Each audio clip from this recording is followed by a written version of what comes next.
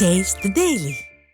தென்காசி மாவட்டம் கடையத்தில் ரேஷன் கடையில் வேலை வாங்கி தருவதாக கூறிய திறனற்ற திமுக ஒன்றிய செயலாளரின் வீட்டை பாதிக்கப்பட்ட நபர்கள் முற்றுகையிட்டனர்.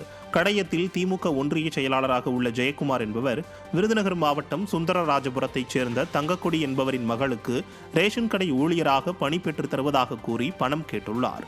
இதை நம்பி தங்கக்குடி என்பவரும் தென்காசி மாவட்டம் வாசுதேவநல்லூரைச் சேர்ந்த மோசஸ் ராஜ் என்பவர் மூலம் ஜெயக்குமாரிடம் 7 லட்சம் ரூபாய் பணம் கொடுத்துள்ளார். இதையடுத்து திமுக ஒன்றிய செயலாளர் தங்கக்குடியின் மகளுக்கு வேலை வாங்கி தராமல் ஏமாற்றி வந்துள்ளார்.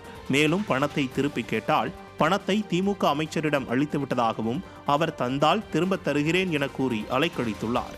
இதனால் ஆத்திரமடைந்த தங்கக்குடி மற்றும் அவரது உறவினர்கள் திமுக ஒன்றிய செயலாளர் ஜெயக்குமாரின் வீட்டை முற்றுகையிட்டனர்.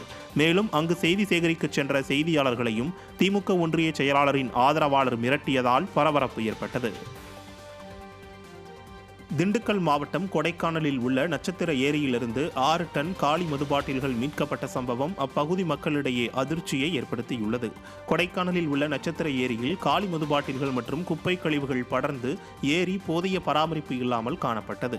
இதையடுத்து கொடைக்கானல் ஏரியை தூய்மைப்படுத்தும் பணி கடந்த சில வாரங்களாக நடைபெற்று வருகிறது. இதையடுத்து கொடைக்கானலின் நட்சத்திர ஏரியில் மீட்கப்பட்ட கழிவுகள் குறித்து சென்னை உயர்நீதிமன்றம் கேட்டபோது சுமார் 6 டன் காலி மதுபாட்டில்கள் மீட்கப்பட்டதாக தெரிவிக்கப்பட்டது. இந்த சம்பவம் கொடைக்கானல் பகுதி மக்களிடையே அதிர்ச்சியை ஏற்படுத்தியுள்ளது. திறனற்ற திமுக அரசு ஏரியை முறையாக பராமரிக்காததாலும் ஏரியை முறையாக பாதுகாக்காததுமே இந்த நிலைக்கு காரணம் என பொதுமக்கள் குற்றம் சாட்டியுள்ளனர். 6 டன் அளவுக்கு மது பாட்டில் அள்ளி போட்டிருக்கோன்னு அறிக்கை கொடுக்கும்போது பயங்கரமான அதிர்ச்சியாக இருக்குது.